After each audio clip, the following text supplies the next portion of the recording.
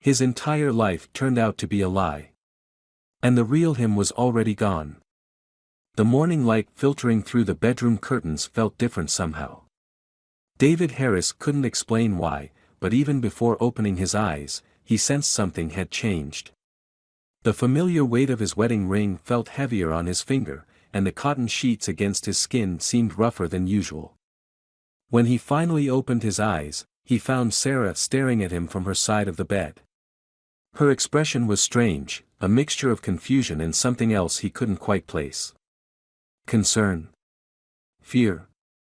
"You look different," she said, her voice barely above a whisper. Her hand, which had been reaching toward him, stopped mid-air and withdrew slightly. David blinked away the last remnants of sleep. "Different how?" Sarah shook her head, as if trying to clear it. "I don't know. Just, different. Maybe it's the light." She got up quickly, wrapping her robe tightly around herself. "I'll start the coffee." He watched her hurry out of the room, her behavior odd enough to make him frown, but not quite concerning enough to pursue. They'd been married for 8 years, everyone had their off days.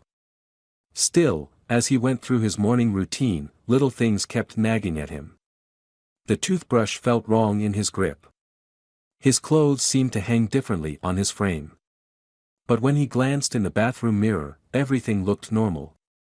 Same brown hair with hints of gray at the temples, same dark eyes, same slight crow's feet at the corners. It wasn't until he stepped outside their Victorian house in the quiet suburbs of Burlington, Vermont, that the morning truly began to unravel. The September air was crisp, leaves starting to turn their autumn colors, and the familiar sight of Mr. Peterson tending to his prized roses next door should have been comforting. Instead, the elderly neighbor straightened up as David approached, squinting at him with unconcealed suspicion. "Good morning," David called out, the same greeting they'd exchanged nearly every weekday for the past decade. Mr. Peterson's weathered face creased with confusion. "Morning," he replied cautiously. "You must be new to the neighborhood. Don't believe we've met before." David stopped mid-stride, his briefcase suddenly heavy in his hand. "Mr. Peterson, it's me. David Harris. From next door. We had dinner together last month for Sarah's birthday." The old man's expression shifted from confusion to concern. "Son, I've known David Harris for 10 years. Had dinner with him and Sarah just last week, matter of fact." He took a step back, his pruning shears gripped tightly. "And you're not him?" David's mouth went dry. "What are you talking about?" "This isn't funny, Mr. Peterson." But even as he spoke, that persistent wrongness from the morning intensified. The way his jaw moved as he formed the words felt foreign, as if he were speaking through someone else's lips. He fumbled for his phone, nearly dropping it as he opened the camera app. The face that stared back at him from the screen was both familiar and utterly wrong, like a photograph that had been subtly altered. The features were similar to what he remembered, but not quite right. The nose was slightly broader, the eyes a shade lighter, the jawline softer. His hands shaking, David pulled out his wallet and checked his driver's license. The name was his, David Michael Harris, the address correct, the birth date exactly as it should be.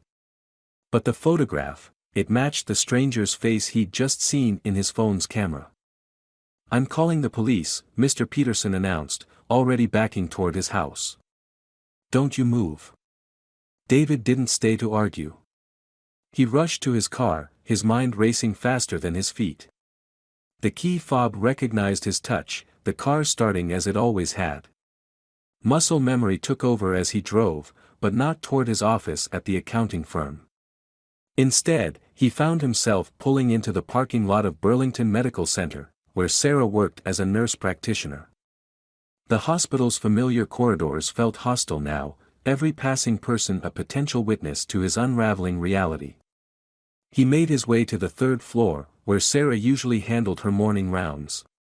A few staff members gave him odd looks, but no one stopped him. His ID badge still worked, still bore his name, still showed a photo of this face he didn't recognize. He found Sarah at the nurse's station, reviewing charts with Dr. Monica Chen, her closest friend at the hospital. Both women looked up as he approached, and the color drained from Sarah's face. "David?" Dr. Chen's voice was sharp with surprise. "I thought you were in Boston for that accounting conference. Didn't you leave yesterday?" Sarah's clipboard clattered to the floor. "That's not." She started, then caught herself. "Monica, could you give us a minute?" Dr. Chen's dark eyes darted between them, concern evident in her expression.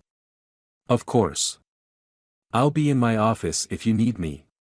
She squeezed Sarah's shoulder as she left, a gesture that seemed loaded with meaning.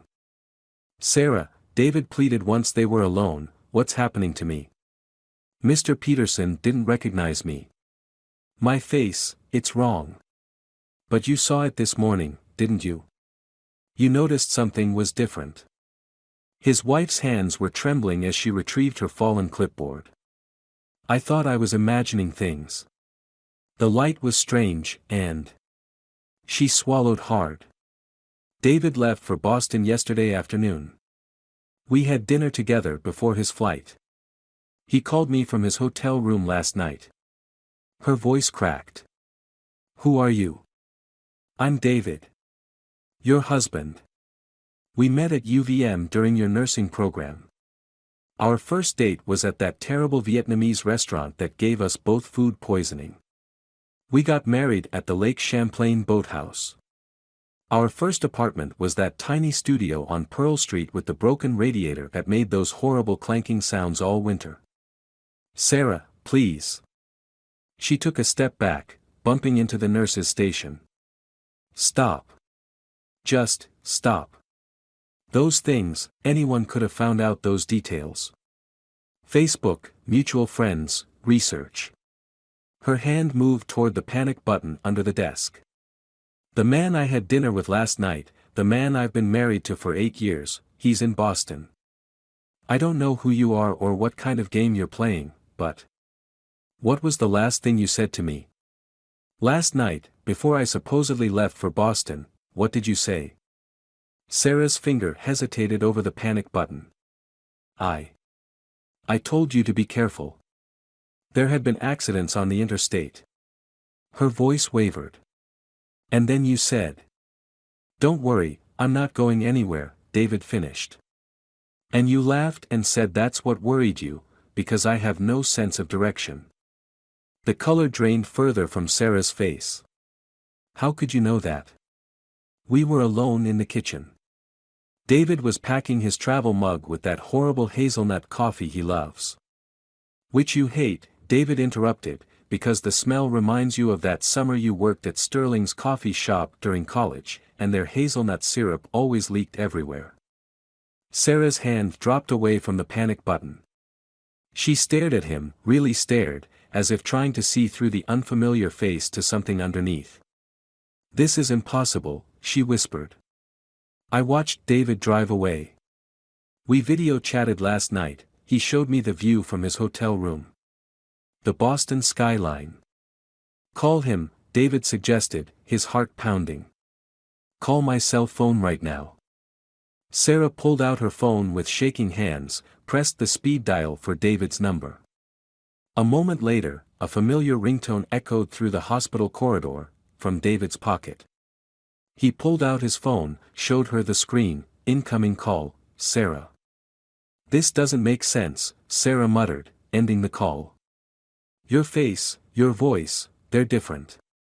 But everything else." She glanced around the empty corridor, then grabbed his arm. "Not here. Break room." The small staff break room was empty this time of morning, the remnants of shift change evident in the half-empty coffee pot and scattered sugar packets. Sarah locked the door behind them, then turned to face him. "Show me your left shoulder." David knew what she was looking for. Without hesitation, he unbuttoned his shirt collar and pulled it aside, revealing a small, irregular scar just below his collarbone. "Summer camp, 1992. Fell out of a canoe and caught myself on a submerged branch. You call it my lucky charm because if I'd fallen a few inches to the right, it would have punctured your lung, Sarah finished, reaching out to touch the scar. She jerked her hand back as if burned. It's exactly the same. The shape, the size. David's never let any other doctors examine it because I'm afraid of doctors, David said softly. Have been ever since my sister Emma died of leukemia when I was 12. That's why it took me 3 years to work up the courage to visit you at the hospital after we started dating. Sarah sank into one of the break room chairs, her professional composure crumbling. Last week, she said suddenly. The dream you had, the one that made you cry out in your sleep. What was it about? I didn't have a dream, David replied. I woke up because I heard Emma's music box playing in the study. The one Mom gave me after the funeral. When I went to check, it was closed, silent. You told me I was imagining things, that the box hasn't worked in years. But I swear I heard it playing her favorite song. Swan Lake, Sarah whispered. You never told anyone else about that night. Not even Dr. Reynolds when he prescribed the sleep medication. She stood up abruptly, pacing the small room. This morning, when I first saw you, something felt off. But it wasn't just your appearance. It was. I don't know how to explain it. Like looking at a photograph that's been double exposed. For a moment, I thought I saw. A sharp knock at the door interrupted her. Sarah. Dr. Chen's voice called out. Security called. They said Mr. Peterson reported a disturbance involving David, something about an imposter. Are you okay in there? Sarah shot David a panicked look. The security cameras, she hissed. If they review the footage, they'll see you come in, see your face. Mrs. Harris. A deeper voice joined Dr. Chen's. This is security. We need you to unlock the door. David's eyes darted around the break room, landing on the narrow window that opened onto the hospital's exterior maintenance ledge. Sarah followed his gaze and shook her head frantically.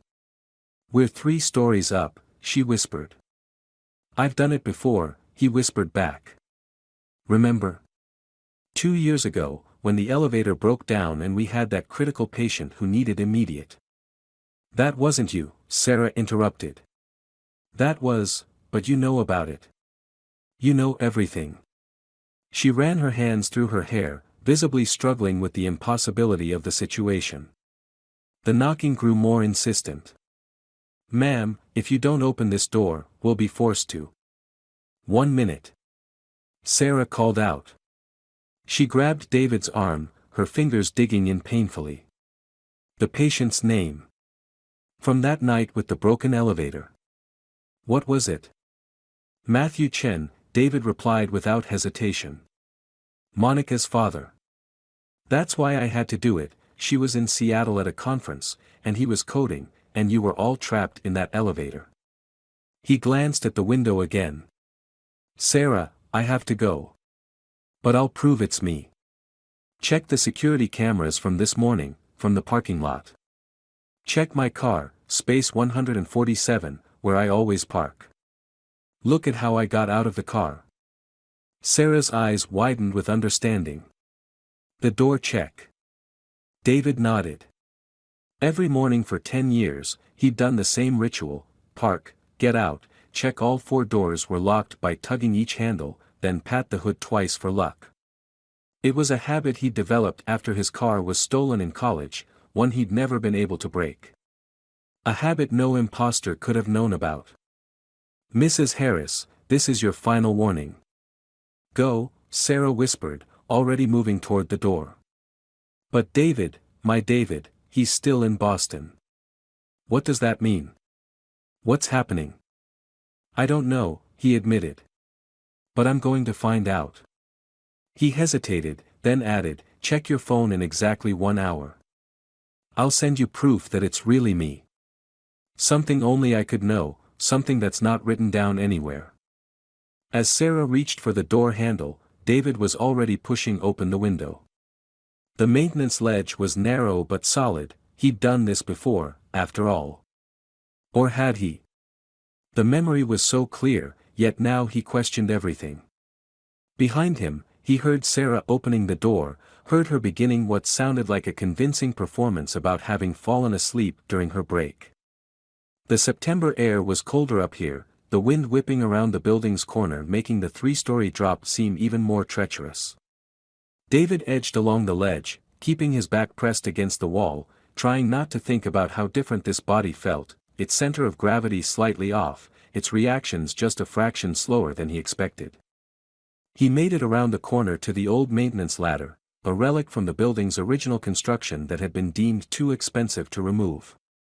The rust-pitted metal groaned under his weight as he descended, each creaking rung setting his teeth on edge. His palms were sweating despite the cold, and that persistent sense of wrongness grew stronger with every movement. Reaching the ground, he ducked into the small courtyard between the hospital's wings, keeping low beneath the windows. He could hear voices, walkie-talkies crackling with descriptions, male, approximately 6 feet tall, brown hair, but the description they were giving wasn't quite right. It was the old him they were describing, not, whatever he was now. The service entrance to the parking garage was unlocked, it always was during shift changes, another detail he shouldn't have known but did. David slipped inside, the fluorescent lights flickering overhead as he made his way through the maze of parked cars. He needed to get to his office, to his computer. There would be records there, client files, a decade of emails and documents. If someone had stolen his identity, replaced him somehow, there would be traces. He was nearly at his car when his phone buzzed. A text from an unknown number. Having an identity crisis, David? Don't worry. The real you is fine, for now. But if you want him to stay that way, you'll do exactly as I say. First rule, don't try to contact him. Second rule, don't tell Sarah what's in this message. You've already broken one rule this morning. Break another, and, well. You remember what happened to Emma, don't you? How fast leukemia can progress when the right catalysts are introduced. David's hands shook as he stared at the screen. The text disappeared as he watched, the unknown number vanishing from his message history. But the threat lingered, along with a new and horrifying possibility. Had Emma's death really been from natural causes? He almost missed the second buzz of his phone, this one an email notification. The sender was his own work address, david.harris@burlington-accounting.com. The timestamp showed 8:47 a.m., just 2 minutes ago. The subject line read, discrepancies in the Midwest Regional Audit. David's breath caught. The Midwest Regional Audit, he'd been working on it for months, a routine review that had turned into something much bigger when he'd noticed irregular patterns in their subsidiary holdings.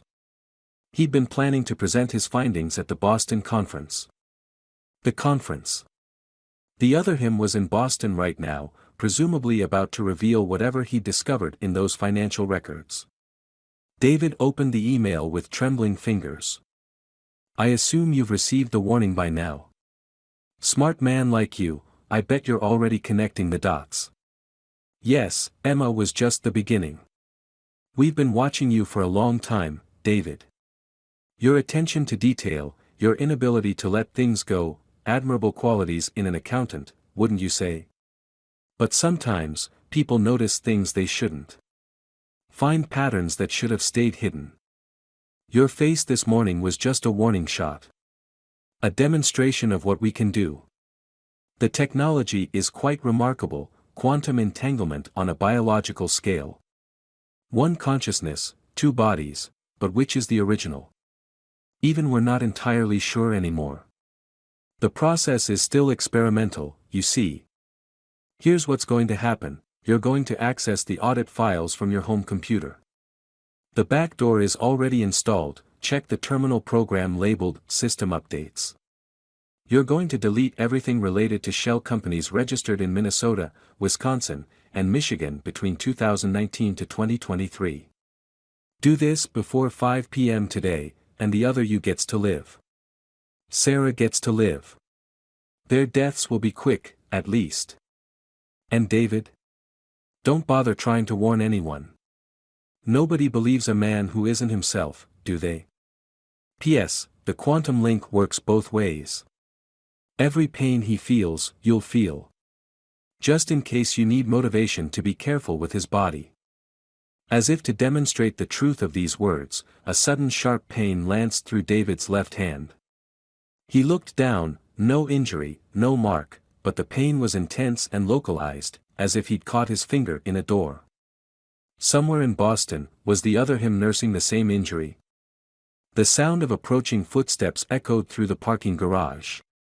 David quickly forwarded the email to a secure account he kept for financial emergencies, then deleted it from his phone. Questions whirled through his mind. Who were they? How long had they been watching him? What had he discovered in those audit files that was worth all this? He slid into his car just as a security guard rounded the corner, radio squawking with updates about the search. The guard's flashlight beam swept past his vehicle, but David kept still, remembering another detail about his parking space. It was in one of the garage's few blind spots, thanks to a broken security camera that maintenance had been promising to fix for months. As the guard's footsteps faded, David started the car, his mind racing. The quantum link they mentioned, if it was real, it meant everything he did could affect, or harm, his other self. But it also meant he had a way to send a message. If both bodies shared the same consciousness, the same memories, then perhaps. He pulled out of the parking garage, taking a route he knew would avoid the hospital's main security cameras. The morning traffic was building, offering welcome cover as he merged onto the highway. He wasn't heading home, they'd expect that. Instead, he pointed the car north, toward the one place that might hold answers, Camp Evergreen, where he'd gotten that scar 30 years ago. If they'd been watching him that long, maybe that's where the surveillance had begun. The pain in his hand was fading, but it left behind a chilling certainty. Somewhere in Boston, another David Harris was preparing to present findings that could expose something massive. And that David had no idea he was being watched, being targeted. Unless. David focused on his earliest memory of Emma, of the day she first showed symptoms. He concentrated on every detail, the way she'd bruised so easily that summer, the nosebleeds that wouldn't stop, their mother's face when the doctor said the word terminal. If the quantum link worked both ways, if their consciousness was truly shared, maybe the other him would remember too. Would recognize the warning in the memory. His phone buzzed again, clever, trying to send messages through shared memories. But did you really think we wouldn't be monitoring the link? You have 4 hours left. Use them wisely. Up ahead, a sign marked the turnoff for Camp Evergreen. 30 miles, it promised. David pressed the accelerator, knowing he was racing against more than just time. The other him was walking into a trap in Boston. Sarah was probably being watched at the hospital, and somewhere, the people responsible for Emma's death were waiting to see what he would do. But they'd made one crucial mistake, they'd given him his sister's death as motivation. And if there was one thing David Harris never did, it was let go of the details that didn't add up. The old camp gate was padlocked, rust claiming the metal just like his memories. But there was something else, something that didn't belong, a small black box mounted on the gatepost, its lens catching the morning sun. A security camera, new but designed to look weathered. They'd known he might come here. David parked out of the camera's view and closed his eyes, focusing on the quantum link. If they could monitor shared memories, maybe he could use that against them. He thought of numbers, not Emma this time, but the audit. Random figures flowing through his mind, meaningless to anyone watching. But hidden in the stream of digits was a pattern, one that would make sense only to an accountant who'd spent months staring at shell company registrations. His phone buzzed one final time. We warned you. Pain exploded through his chest, not from the old scar, but from his heart. Somewhere in Boston, was the other him clutching his chest too? Or was this pain one way, a punishment rather than a shared experience? As his vision began to blur, David fumbled with his phone, managed to press send on a pre-typed message to Sarah. check Emma's autopsy. Page 3. The numbers don't add up. The last thing he saw was his reflection in the rearview mirror, a stranger's face with his own eyes, watching as consciousness faded. But was he the copy dying while the original lived? Or was he the original, sharing his last moments with a duplicate who never asked for any of this? The answer, like his true face, remained just out of reach.